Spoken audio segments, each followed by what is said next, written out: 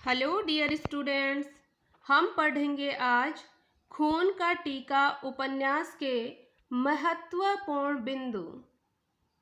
जो मेरे हस्तलिखित नोट्स हैं, मैंने आपको खून का टीका उपन्यास पूर्ण पढ़ा दिया है और आपको मैं ये आशा रखती हूँ कि अच्छे से समझ में भी आया होगा। तो देखें, आज इसमें अगर आप ये नोट्स भी ढंग से पढ़ लेंगे तो आपको पूरी समरी समझ में आ जाएगी। तो खून का टीका उपन्यास की विधा कौन सी है? तो ये उपन्यास है। खून का टीका किस विधा में लिखा गया है? तो ये एक उपन्यास है। इसके लेखक कौन है? यादवेंद्र शर्मा। यादवेंद्र शर्मा का उपनाम क्या है? चंद्र। खून का टीका उपन्यास राणा हमीर के जीवन पर आधारित है। अनगसी, पवन सिंह और शेरा मेरा इसके काल्पनिक चरित्र हैं।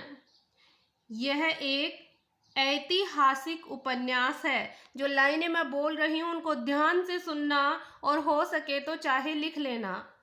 ये नोट्स आपको पीडीएफ द्वारा उपलब्ध करवा दिए जाएंगे, लेकिन फिर भी आप अपने हाथ से लिखना चाहो तो इनको लिख लेना या फिर इनको ध्यान से सुनना।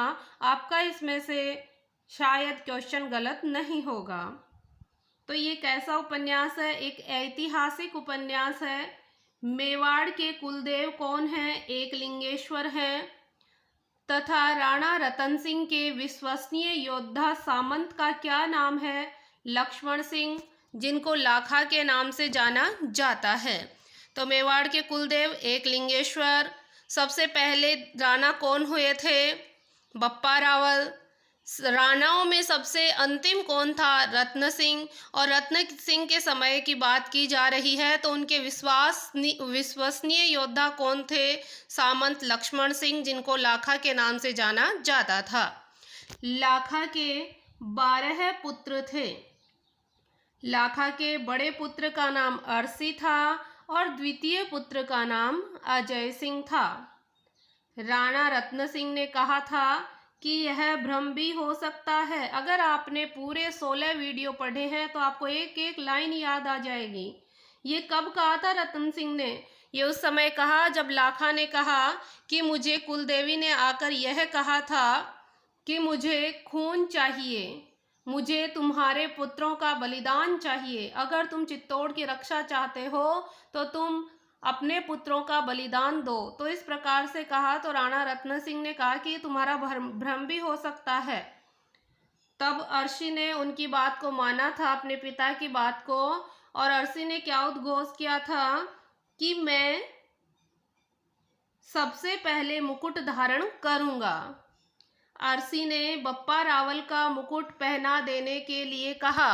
अब पूछा जा सकता है अरसी ने किसका मुकुट पहनने के लिए कहा? तो वहां पर राणा रत्न सिंह नाम आ सकता है, लेकिन आप ध्यान रखना अरसी ने बप्पा रावल का मुकुट, यानी उनका जो पैतृक चला आ रहा मुकुट था, सबसे पहले शासक था, उस पहले शासक का उसी मुकुट को पहनने के लिए कहा। अरसी को महाराणा बनने पर अरी सिंह नाम दे दिया गया था। तो उनको अरसी को महाराणा बनने के पश्चात किस नाम से कौन सा सम्मान सूचक नाम दिया गया? तो अरी सिंह नाम दिया गया। अरी सिंह ने युद्ध का मूल कारण क्या बताया? मनुष्य की अविकार लिप्सा। और ये मनुष्य की अविकार लिप्सा किसके लिए बताया था? खिलजी के लिए, क्योंकि खिलजी पद्मिनी के लिए युद्ध करने के लिए आया था। सैन्य संचालन का भार अरी सिंह ने किसको सौंप दिया था? तो पवन सिंह को सौंपा था। ओ अश्वारोही ठहर, खेत को मत उजाड़, यह बात किसने कही? ग्राम वाला ने अरसी को कही। और यही ग्राम वाला अरी सिंह की पत्नी बनती है और इसी से संतान जन्म होती है जिसका नाम होता है हमीर। अश्व की एक टांग में चोट ग्रामवाला के गोफन के कंकड़ से लगी थी। गोफन आप लोग जानते होंगे, चमड़े से बना हुआ लकड़ी का कुछ ऐसा हथियार होता है जिसके द्वारा पक्षियों को उड़ाया जाता है।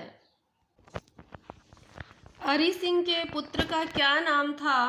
तो अरी सिंह के पुत्र का नाम था हमीर। अजय सिंह गोपनीय मार्ग से केलवाड़ा चले गए थे। अजय सिंह हरि सिंह के छोटे भाई जो केलवाड़ा चले गए थे क्योंकि उसके पिता लाखा ने कहा था कि तुम मेरे प्रिय पुत्र हो तो तुम यहाँ से चले जाओ, क्योंकि मैं तुम एक को जिंदा देखना चाहता हूँ ताकि तुम इन मेवाड़ के राणाओं की रक्षा कर सको। तो अजय सिंह गोपनीय मार्ग से कहाँ चले जाते हैं? केलवाड़ा, और हमीर को भी वहीं बुलाते हैं और वहीं से युद्ध का संचालन लास्ट तक होता है।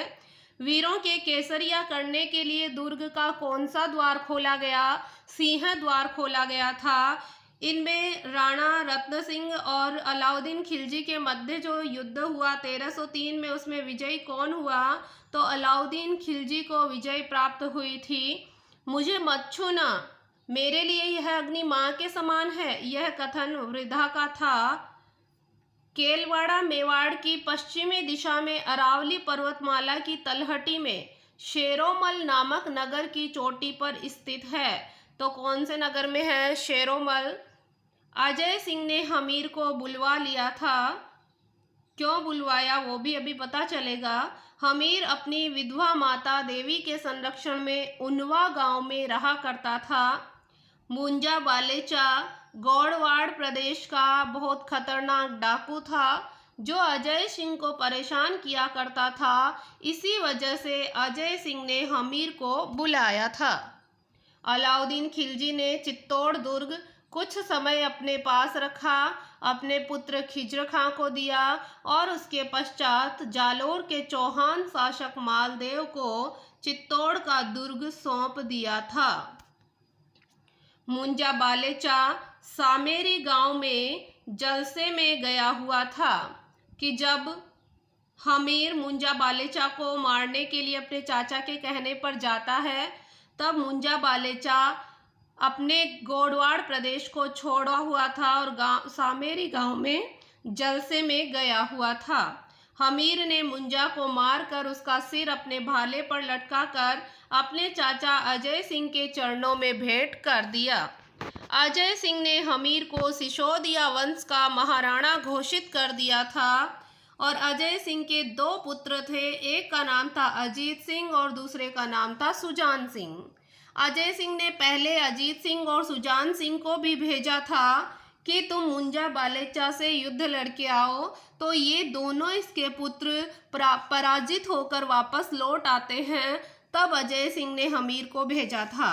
तो अजय सिंह ने हमीर को जब महाराणा घोषित किया तो ये दोनों पुत्र नाराज हो जाते हैं और अजीत सिंह तो घुट घुट कर मर जाता है और सुजान सिंह रुष्ट होकर दक्षिण की ओर चला जाता है। और सुजान सिंह के वंश में ही उत्पन्न हुआ था वीर शिवा। नए चित्तौड़ महाराणा घोषित होते थे तो उस समय उन्हें एक प्रथा का पालन करना होता था और उस प्रथा का नाम होता था टीका दौड़ प्रथा। पितृ सम्मान की प्राप्ति की प्रसन्नता में राजपूत नरेश अपने सामंतों व सरदारों को लेकर समीप के शत्रु राज्य पर आक्रमण किया करते थे। वो ही टीका दौड़ प्रथा कहलाती थी। अब टीका दौड़ प्रथा के लिए हमीर ने बालेचा के गिरी दुर्ग को चुना था। जो मुंजा बालेचा को मार दिया था हमीर ने, उसी के गिरी दुर्ग सेलिया को चुना था। तो कौन से दुर्ग को चुना था? सेलिया को। पवन सिंह के छोटे भाई का नाम खेतसी था। पवन सिंह का छोटा भाई था खेतसी। हमीर ने सेलिया दुर्ग को जीत लिया और सेलिया दुर्ग टीका दौड़ प्रथा विजय में शेरा व खेतसी दोनों मारे गए थे। तो शेरा व खेतसी इसके दो भुजाएं सेलिया दुर्ग की विजय में कट गई थी। किसकी? हमीर की। राणा हमीर की घोषणा से मेवाड़ी वीर भील, मीणा तथा अन्य प्रजागण अपने ग्रहों को त्याग कर पर्वतीय प्रदेश केलवाड़ा में आ गए थे। हमीर ने घोषणा करवा दी थी कि भाई जो हमीर को महाराणा बनाना चाहता है, अपने चित्तौड़ को गुलामी से मुक्त करवाना चाहता है, वो मेरी तरफ आ जाए। तो मेवाड़ी वीर, भील, मीणा और अन्य प्रजागण भी अपने घरों को त्याग दिए और पर्वतीय प्रदेश केलवाड़ा में आकर रहने लगे। हमीर ने गुरिल्ला युद्ध पद्धति से पर्वतीय प्रदेश की राह में आने वाले यात्रियों व मालदेव के सरदारों को लूटकर धन व अस्त्र शस्त्र एकत्रित करने शुरू कर दिए। उस समय दिल्ली का शासक मोहम्मद तुगलक बन चुका था। खिलजी की मृत्यु हो गई और उस समय दिल्ली का शासक मोहम्मद तुगलक बन चुका था। कब? जब हमीर शासक बनता है तब। जो एक अहमद यानी एक मूर्ख शासक था। तो एक अहमक शासक था, हालांकि पढ़ा लिखा था, सुशिक्षित था, लेकिन ये बहुत ही जल्दबाज था और एक मूर्ख शासक था, आगे की बिल्कुल नहीं सोचता था। हमीर ने अपने साथी अनंग सिंह के साथ मिलकर चित्तौड़ पर आक्रमण करने की योजना बनाई। अजय सिंह ने हमीर को कहा, बिना पूर्ण शक्ति के युद्ध घातक होता है। अब हमीर का चाचा अजय सिंह हमीर को समझा रहा है कि तुम बिना पूर्ण शक्ति के, यानी तुम्हारे पास ना अस्त्र शस्त्र है, ना तुम्हारे पास सेना है, तो ऐसा युद्ध घातक होता है। अनंग सिंह व एक मुस्लिम सिपाही के मध्य 2 सिक्कों की थैलियों को लेकर द्वंद्व युद्ध हुआ, जिसमें अनंग सिंह विजयी रहा। कि अभी बताया था ना, गुरिल्ला युद्ध पद्धति के द्वारा वो मुगलों के सैनिकों को लूटते थे, तो उसी में अनंग सिंह और एक मुस्लिम सैनिक था, उसके बीच युद्ध हुआ। किस बात को लेकर? सिक्कों की थैलियों को लेकर, और जिसमें अनंग सिंह विजयी रहा। हमीर व मालदेव के मध्य युद्ध हुआ, जिसमें हमीर की भीषण पराजय हुई। अब हमीर और मालदेव के मध्य युद्ध हो गया, लेकिन हमीर के पास सेना का अभाव था, जिस कारण हमीर की पराजय हुई। हमीर मालदेव के आघातों से घबराकर गुप्त रूप से द्वारिकापुरी की ओर चला गया। अब हमीर भाग गया था केलवाड़ा को छोड़कर, और कहाँ चला गया? द्वारिकापुरी के दर्शन के लिए चला गया। हमीर के साथ उनका साथी अनंग सिंह भी चला गया था। चाचा अजय सिंह ने पवन सिंह को आज्ञा दी कि अब हम अहिंसा का युद्ध लड़ेंगे। अब अजय सिंह ने कहा कि हमीर चला गया, अनंग सिंह भी चला गया, तो पवन सिंह को कहा कि अब हम अहिंसा का युद्ध लड़ेंगे।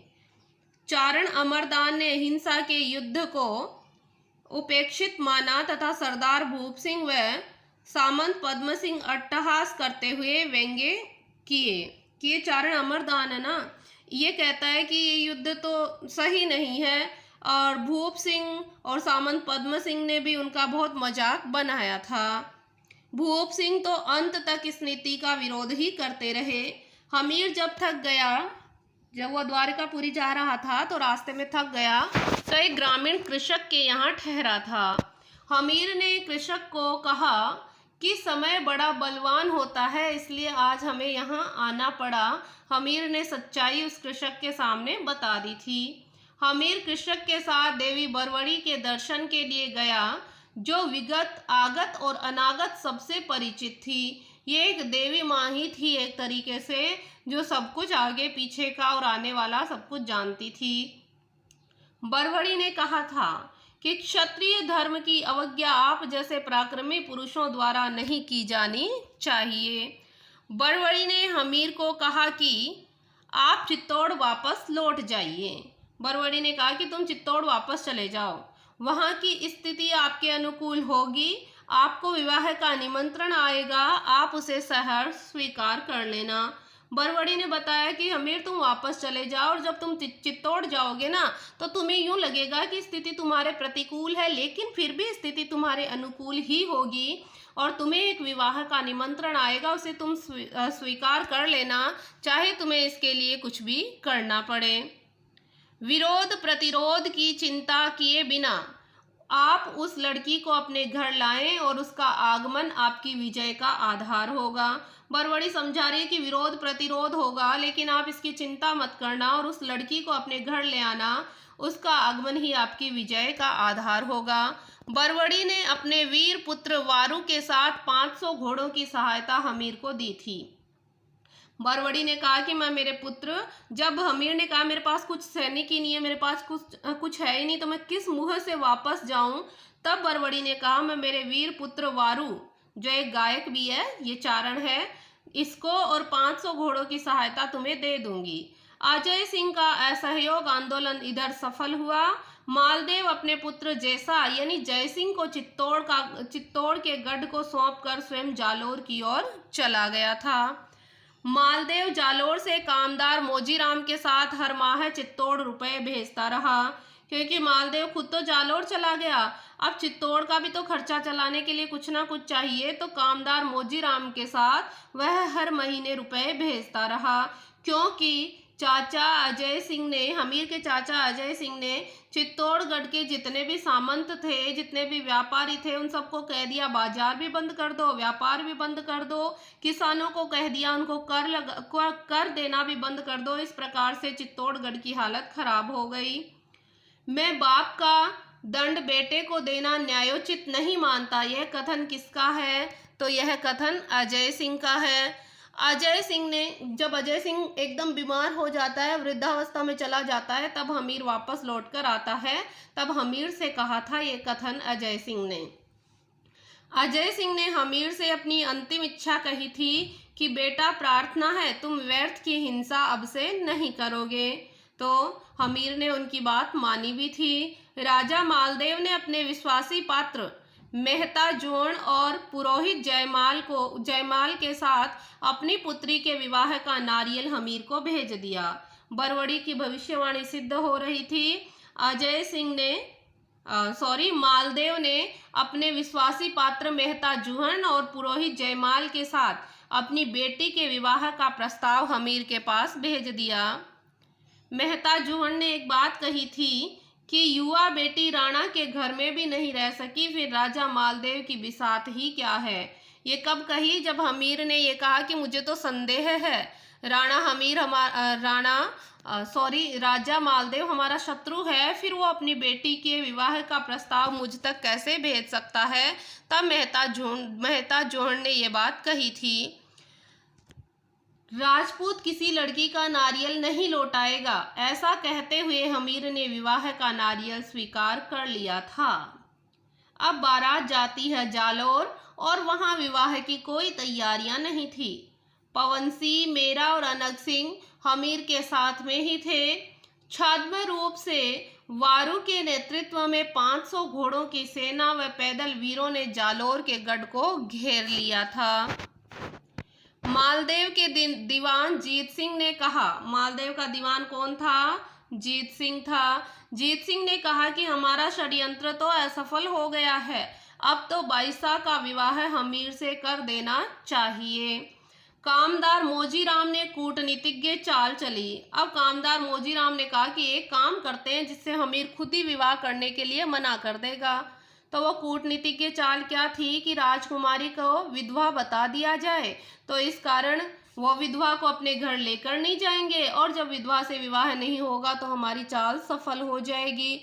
और राजा मालदेव ने भी ये चाल ही चली थी कि राणा हमीर को हमारे यहाँ जालोर विवाह का प्रस्ताव देकर बुला लेते हैं, और जब वो आएगा तो यहीं उनको मार दिया जाएगा। लेकिन हमीर और भी ज़्यादा चालाक निकला, वो अपनी सेना को साथ लेकर गया था। मोजीराम ने हमीर को एकांत में ले जाकर कहा था, यानी बताया किसने हमीर को कि राजकुमारी सा विधवा है, तो मोजीराम ने हमीर को बताया था कि राणा जी राजकुमारी सा विधवा है। हमीर ने देवी माँ बरवड़ी के शब्दों को याद करते हुए कहा कि मैं तो विधवा से ही विवाह करूंगा। आपको भी याद आ गए होंगे, बरवड़ी ने कहा था कि चाहे कुछ भी हो लेकिन तुम्हें विवाह करना ही है।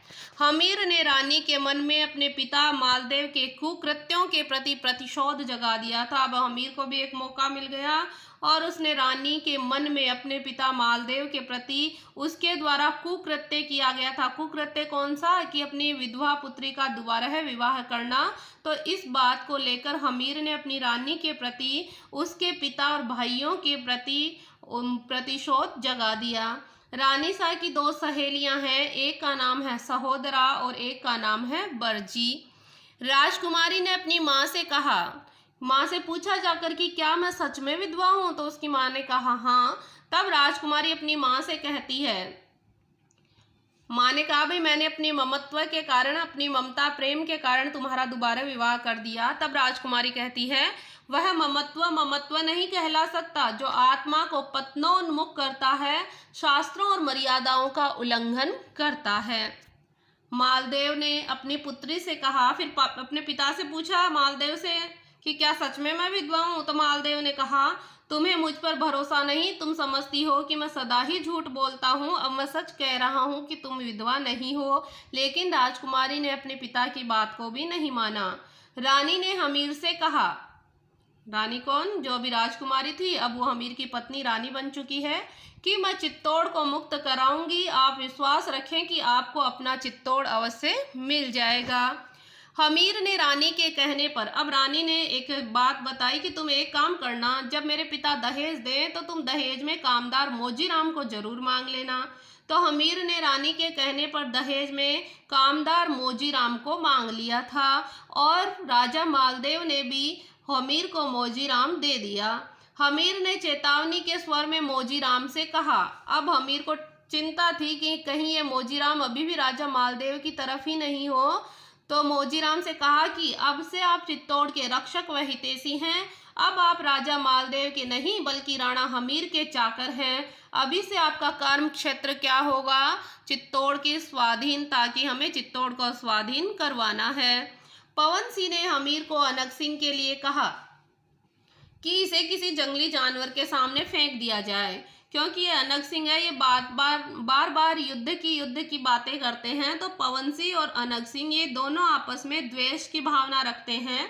तो पवन सिंह ने हमीर को जब बारात लौट रही थी तो उस समय कहा कि तुम इसे किसी जंगली जानवर के सामने फेंक दो। तो ये पूछा जा सकता है जंगली जानवर के सामने फेंकने की बात किसके लिए कही गई थी? तो अनक सिंह के लिए कही गई। और कहा किसने? पवन सिंह ने। चैत्र मास के नए वर्ष पर राणा हमीर ने अपनी रानी को स्वर्ण आभूषण भेंट किए थे। सामंत चेत सिंह के डेरे पर, अब वहाँ का कोई केलवाड़ा का सामंत है चेत सिंह, तो उस चेत सिंह के डेरे पर पातुर यानी गणिकाओं के नृत्य में अनक सिंह ने पवन सिंह का अपमान किया था। किसने किया अपमान? अनक सिंह। अनक सिंह ने किसका किया? पवन सिंह का। तो पवन सिंह को गुस्सा आता है और वो हमीर को जाकर कहता है कि तुम इस अनक सिंह को अपने, ये अनक सिंह हमारे यहाँ काम का नहीं है, क्योंकि ये सारे दिन भर युद्ध ही करता रहता है। और ये भी कहता है कि अनादर के साथ मरने के बजाय तो अनादर के साथ जीने के बजाय तो आदर के साथ मर जाना कहीं ज्यादा श्रेष्ठ है। राजा मालदेव ने हमीर को कामदार मोजीराम तो दिया ही था, उसके साथ ही 8 जिले भी दहेज में दिए थे। वो जिले कौन से हैं?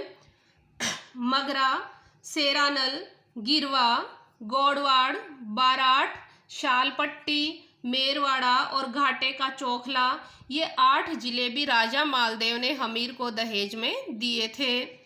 ऐसा पूछा जा सकता है कि राजा मालदेव ने हमीर को कौन सा जिला दहेज में नहीं दिया, और कोई इनमें से 3 दे दिए जाएंगे, कोई एक चौथा अन्य नाम भी दिया जा सकता है। पवन सिंह ने यह कहा था कि एक क्षत्रिय अनादृत यानी बिना आदर के जीवन से समादृत मृत्यु को अधिक पसंद करेगा। तो ये कथन किसका है? पवन सिंह का है। चित्तौड़ की मुक्ति अब शक्ति से नहीं नीति से हो सकती है, ये कथन कामदार मोजीराम का है। कि जब अनक सिंह आता है और कहता है युद्ध करो, तब कामदार कहता है कि इतना आसानी से जीतना भी चित्तौड़ के लिए, चित्तौड़ की मुक्ति इतनी भी सही नहीं है, हमें इतनी शक्ति नहीं है कि हम उसे जीत सकें, इसलिए हमें नीति से कार्य करना पड़ेगा। अक्षम्य और अशांति का प्रतीक हमीर ने किसे कहा? तो अगर अनक सिंह को कहा। अब हमीर ने कहा कि मेरी तो एक ही प्रॉब्लम है। कामदार मोजीराम से कहा कि ये अनक सिंह है ना, ये अक्षम्य और अशांति का प्रतीक है, तो इसका क्या किया जाए? तब मोजीराम ने एक उपाय सुझाया था कि तुम अनक सिंह को सैनिकों से जो रास्ते में आ जा रहे हैं उनको लूटने के लिए कह दो, तो ये सारे दिन भर युद्ध लड़ता रहेगा, तो इस वजह से ये युद्ध की पिपासा इसकी शांत रहेगी। तो अनक सिंह को हमीर ने चौहानों के निरंकुश सैनिकों को लूटने व उनसे युद्ध करने के लिए इसलिए भेजा ताकि अनक सिंह की युद्ध पिपासा शांत रहे।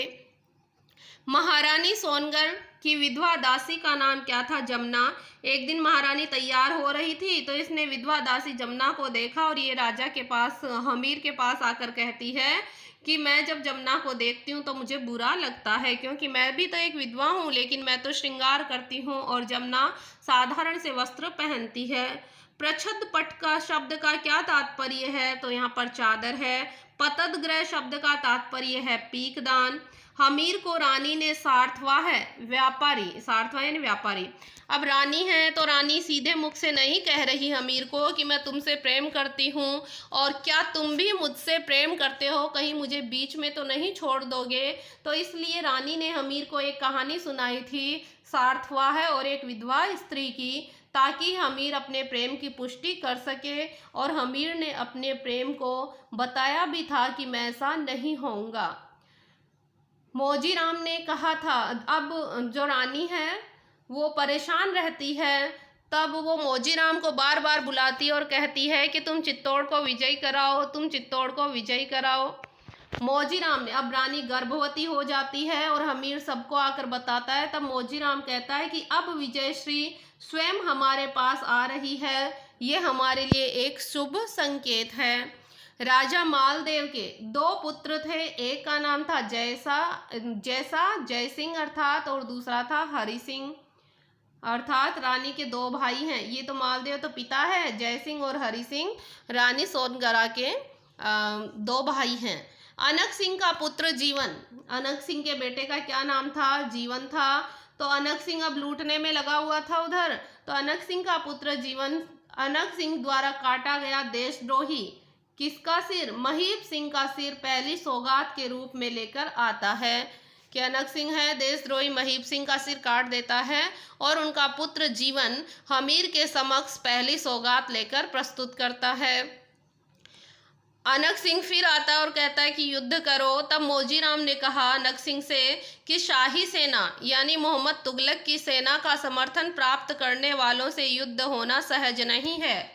तो ये बात किसके लिए? जैसा के लिए, कि जैसा को शाही सेना का समर्थन प्राप्त है, इसलिए इतनी जल्दी युद्ध होना और युद्ध को जीतना इतना सरल भी नहीं है। अनक सिंह के लिए हमीर ने कहा था कि ये वीर विवेक से प्रतिदिन दूर हो रहा है। तो यहाँ पर वीर शब्द किसके लिए प्रयुक्त हुआ है? अनक सिंह के लिए प्रयुक्त हुआ है। यह दरबार की प्रतिष्ठा के प्रतिकूल है, ये बात अनक सिंह के लिए ही पवन सिंह ने कही थी कि ये दरबार की प्रतिष्ठा के लिए प्रतिकूल है। तो किसको प्रतिकूल बताया गया है? अनक सिंह को। और बताया किसने है? पवन सिंह ने। हमीर ने अनक सिंह को समस्त मेवाड़ का सेनापति बना दिया। अब अनक सिंह नाराज होकर चला जाता है, तब हमीर ने अनक सिंह को सारे मेवाड़ का सेनापति नियुक्त किया। खेतसी का पुत्र कौन है? गेतसी खेतसी का पुत्र है। तो खेतसी के पुत्र का क्या नाम है? गेतसी। ये खेतसी है कौन? ये खेतसी वही खेतसी है जो युद्ध क्षेत्र में सबसे पहले मारा गया था। जब महमूद खिलजी से युद्ध हुआ, टीका दौड़ प्रथा में मारा गया था। हमीर के द्वारा टीका दौड़ प्रथा में खेतसी और शेरा मारे गए थे। तो खेतसी का बेटा कौन है? गेतसी। उमराव गिरिराज अनक सिंह से आतंकित रहता था। तो अनक सिंह से डरा हुआ कौन रहता था? उमराव गिरिराज। फिर आपको यहाँ लाने से क्या लाभ, ये रानी ने मौजीराम से कहा था। रानी ने कहा भाई तुम चित्तौड़ को विजयी करवा ही नहीं सकते, तो फिर आपके यहाँ लाने का लाभ ही क्या हुआ? चित्तौड़गढ़ के परकोटे कौन कौन से थे? भैरव पोल, पांडल पोल, हनुमान पोल, गणेश पोल, जोडला पोल, लक्ष्मण पोल और राम पोल, ये चित्तौड़गढ़ के परकोटों के नाम है, पोलों के नाम है। मौजीराम और पवन सिंह अब योजना बनाते हैं और मौजीराम और पवन सिंह चित्तौड़ से जो लूटा गया, सैनिकों से जो लूटा हुआ धन था, जो गौरिला युद्ध पद्धति से लूटा जा रहा था और अनक सिंह ने काफी धन लूट लिया था, तो उस लूटे हुए धन व चारण अमरदान द्वारा लिखा हुआ क्षमा पत्र लेकर जैसा के पास गए थे। कौन कौन? मौजीराम और पवन सिंह। उस पत्र पर हस्ताक्षर भी चारण के ही थे, चारण अमरदान के ही हस्ताक्षर थे उस क्षमा पत्र पर, और वह लिखा हुआ भी चारण का ही था। कौन से चारण का? अमरदान का। मौजीराम व पवन सिंह की अगवानी के लिए हरि सिंह आया था, और हरि सिंह कहाँ आया था? पाटन पोल पर आया था। मित्रता कभी खंडित नहीं हो सकती, ये जैसा जयसिंह ने कहा था। राणा जी, हमीर को कुंवर हुआ है, इसकी सूचना रानी की दासी बरड़ी ने दी थी। भाई राणा को अब कुंवर हो गया, राणा जी को पुत्र रत्न की प्राप्ति हुई, ये सूचना बरड़ी ने दी थी। राणा जी ने बरड़ी को बधाई में स्वर्ण कंगन दिए थे। पवन सिंह का पुत्र जेत सिंह ने आकर सारी सभा में बताया। अब हमीर ने रानी से कहा था कि तुम एक काम करो, तुम जाओ और तुम अपने भाइयों से कहना कि मैं वहाँ परेशान हो चुकी हूँ, इसलिए मैं आपके पास ही रहूँगी। तो राणा हमीर ने जेत सिंह को भेजा कि तुम जाकर सुनकर आओ, क्या सच में रानी ऐसा ही बताती है या अपने भाइयों के प्रेम में वहाँ जाकर अपनी स्मृति को खो देती है। तब पवन सिंह के पुत्र जेत सिंह ने आकर बताया कि रानी ने अत्यंत कौशल से अपने भाइयों को अपनी ओर मिला लिया है। रानी ने कहा है कि वह सदा सदा तुम्हारे पास ही रहेगी। हमीर के पास तो कुछ भी नहीं है, ना तो रणशूरमा है और ना ही रण आयुध कि ना तो युद्ध क्षेत्र वाले वीर हैं और ना ही उनके पास पूरे हथियार हैं। मौजीराम ने द्वारपालों को धन देकर अपनी ओर मिला लिया। हरि सिंह अपने मुख्य सरदारों के साथ मीणों के विद्रोह को दबाने के लिए गया था। अब युद्ध का मौका ढूंढ रहे हमीर, और उनको वो मौका मिल भी चुका है कि रानी तो अपने भाइयों को वश में कर लिया, और मौजीराम ने जो द्वारपाल थे उन द्वारपालों को रिश्वत देकर अपने पक्ष में मिला लिया, और जैसा का छोटा भाई हरि सिंह मीणाओं के किए गए विद्रोह को दबाने के लिए गया हुआ था। वारू जो बरवड़ी का पुत्र था, वो भी अपनी सेना को लेकर पुनः आ गया था। सभी योद्धाओं ने हमीर के खून का टीका लगाकर युद्ध के लिए कूच किया। यहाँ से इसका नाम बनता है खून का टीका। सभी योद्धाओं ने, हमीर ने अपनी उंगली को तलवार पर घिसा और छोटी सी खरोच से उसकी उंगली से खून निकलने लगा, और उसी खून के टीके को लगाकर युद्ध के लिए कूच किया, प्रस्थान किया। युद्ध प्रयाण के लिए 4 सैन्य टुकड़ियां बनाई गई। पहली टुकड़ी अनक सिंह के निर्देशन में, दूसरी मेरा के निर्देशन में और तीसरी जेत सिंह के निर्देशन में, और जो चौथी टुकड़ी थी वो सर्वप्रथम दुर्ग में प्रवेश करेगी और उसका संचालन करेगा हमीर। पाटन पोल के समीप ही घमासान युद्ध होता है। तो युद्ध कहाँ होता है? पाटन पोल के समीप। अनक सिंह और जैसा आपस में लड़ रहे थे, जिसमें अनक सिंह बुर्ज से गिर जाता है और गिरकर मर जाता है, और जैसा अपने घोड़े पर चढ़कर भाग जाता है। तो इस प्रकार से हमीर दुर्ग को विजित कर लेता है। अब कामदार मौजीराम, अब सभा बैठी हुई है, दुर्ग विजित हो चुका है, हमीर चित्तौड़ की गद्दी पर आसीन हो चुका। कामदार मौजीराम ने अब उपयुक्त समय चुना, और कामदार मौजीराम ने बताना शुरू किया कि रानी सा के विधवा नहीं होने की सारी सच्चाई कामदार मौजीराम ने सारी सभा को बता दी। और साथ ही ये भी, जब सभा वालों ने विश्वास नहीं किया तो ये भी कहा कि यह षड्यंत्र मेरे द्वारा ही रचा गया था, क्योंकि हम राणा जी को मारना चाहते थे, लेकिन हमारी योजना विफल हो गई। इस वजह से हमने सोचा कि राणा जी स्वयं ही विवाह के लिए मना कर दें, तब हमने ये षड्यंत्र रचा था।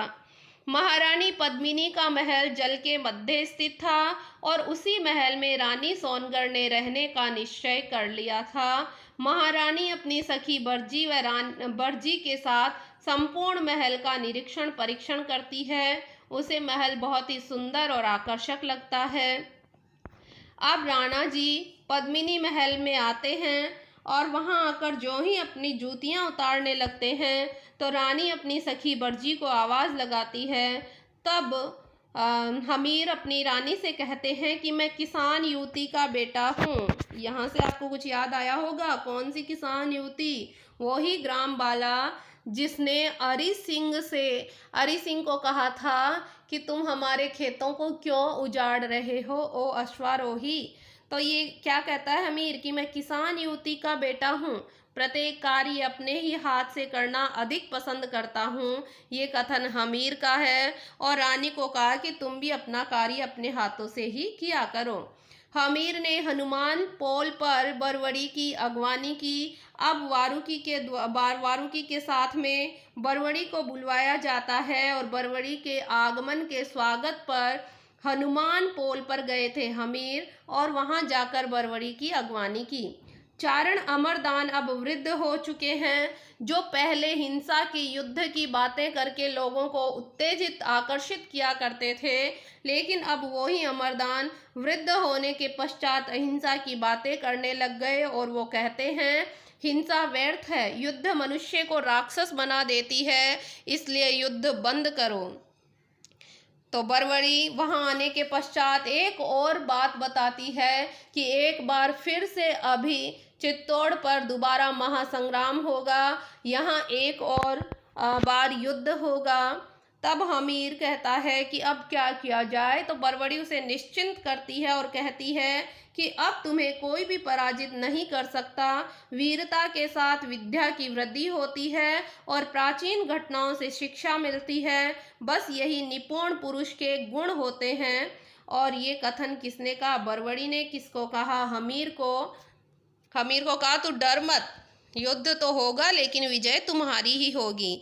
हमीर ने वारुकी को आतरी गांव का ताम्रपत्र दे दिया, यानी ये आतरी गांव अब वारुकी को दे दिया था जो बरवड़ी का पुत्र था, और अपना विश्वास पात्र घोषित करते हुए उसे चित्तौड़ का चारण बना दिया। इधर उसने चित्तौड़ का चारण बनाया और बरवड़ी से बातें कर रहा था। इधर अगुनायानोर का भील नेता बांका और मेरा हमीर के पास आते हैं। भील नेता ने चित्तौड़ विजय के उपलक्ष्य में हमीर को लोहे का धनुष बाण उपहार में दिया था। भील सेना का सेनापति हमीर ने बांका को नियुक्त कर दिया। मौजीराम ने राजपुरोहित के पुत्र, इधर मौजीराम हर बार चालाकी से काम ले रहा है। मौजीराम ने अपने ही राजपुरोहित के पुत्र दीपचंद को गुप्तचर बनाकर दिल्ली भेज दिया था, और जो दीपचंद है वो बंजारे के बेस में दिल्ली गया था और दिल्ली की सारी खबर सबसे पहले लेकर वापस लौट आता है। दीपचंद ने आकर बताया कि जैसा ने मोहम्मद तुगलक को चित्तौड़ के वैभव, वहाँ की संपत्ति और समृद्धि तथा रानियों के रूप के बारे में बड़ी बड़ी कथाएं जाकर तुगलक को सुनाई है, लेकिन बादशाह तुगलक का मस्तिष्क बिल्कुल भी स्थिर नहीं है। प्रचंड प्रज्ञा होने के बावजूद, यानी वो बहुत अधिक बुद्धिमान होने के बावजूद बहुत ही जल्दबाज है, उसके काम में सुप्रबंधन का अभाव है। इस वजह से वो हर जगह हार या पराजय को ही प्राप्त करता है। अब तुगलक सेना आने को आतुर है और हमीर ने अपनी सेनाओं को इकट्ठी करनी शुरू कर दी। घर घर में हथियार बनाए जाने लगे थे और हमीर ने ये भी कह दिया कि जो साधारण से सरल रास्ते हैं उनमें तुम कंकड़ पत्थर कंटीली झाड़ियाँ वगैरह डाल दो, उसको बीहड़ बना दो, ताकि जो भी वहाँ से तुगलक की सेना प्रवेश करेगी वो सेना परेशान होकर बीच में से या तो वापस भाग जाएगी या वो परेशानी में आ जाएंगे। और हुआ भी कुछ ऐसा ही। तुगलक की सेना का बीहड़ पथों से प्रवेश हुआ, बीहड़ रास्तों से प्रवेश हुआ। इससे जटिल पथ पार करते करते कुछ एक सैनिक तो रास्ते में ही मारे गए। इस युद्ध में सामंत श्री पवन सिंह को सेनापति का पद दिया गया। कि इस युद्ध में सेनापति किसे नियुक्त किया गया था? पवन सिंह को। पहले सेनापति कौन था? अनग सिंह, और अनग सिंह मारा गया तो फिर पवन सिंह को सेनापति का पद दिया गया। हमीर ने कहा कि जैत सिंह मेरे साथ रहेंगे, मेरा और वारुकी दाएं बाएं से आक्रमण करेंगे। इधर मोहम्मद तुगलक है और जैसा की सेना कौन से भाग से प्रवेश करती है? तो पूर्वी भाग से आई थी। सिंगोली नामक स्थान पर हमीर की सेना और तुगलक की सेना में भयंकर युद्ध हुआ था। तो सिंगोली के युद्ध के नाम से भी इसे जाना जाता है। छल से चित्तौड़ हथिया कर, आपने समझा होगा अब हम चैन की बंसी बजाएंगे। ये बात किसने कही? तो हम लोग अचानक से देखें तो ये सोचेंगे कोई राणा ने ही कही होगी, लेकिन नहीं, ये कथन जैसा का है और जैसा ने हमीर को कहा था। हरि सिंह मारा गया इस युद्ध में। वह तुगलक व जैसा दोनों को जीवित पकड़ लिया गया था और उन्हें जेल में बंद कर दिया गया। तुगलक को तो शाही सम्मान के साथ जेल में बंद किया गया था। उसको खाने पीने का भी उसके अच्छा प्रबंध था, उठने के लिए, खाने के लिए, सोने के लिए। लेकिन जैसा के पास तो उसके कारागार में दिया तक नहीं जलाया जाता था और सामान्य कैदियों की भांति उसके साथ व्यवहार किया जाता था। अब उधर जहाँ युद्ध हुआ था उधर से चारण अमरदान निकलते हैं, तो वो अमरदान अर्धमृत व्यक्तियों की करुणा और चित्कारों को सुनते हैं और वो विक्षिप्त से हो जाते हैं, पागल से हो जाते हैं। अमरदान ने कहा, अब अमरदान आते हैं राणा हमीर के पास और आकर कहते हैं कि हे राणा, तुमने ये क्या किया? मैंने कहा था युद्ध बंद करो, अब तुम जाओ, जाकर एक बार देखो। अभी रणभूमि में पड़े हुए सैनिकों में उनकी आत्मा उनके शरीर से अलग नहीं हुई है, उनकी सांसें चल रही है। तुम जाओ और उनका उपचार करो। तुम मनुष्यता की भावना को अपने मन के भीतर रखो। हमीर भी बहुत ही रुद्र स्वर में बोलता है, बहुत उदास हो जाता है और अपने तलवार को लेकर रणभूमि की ओर जाता है और कहता है, आहतों की सेवा हमारा धर्म है। ये कथन किसका है? हमीर का है।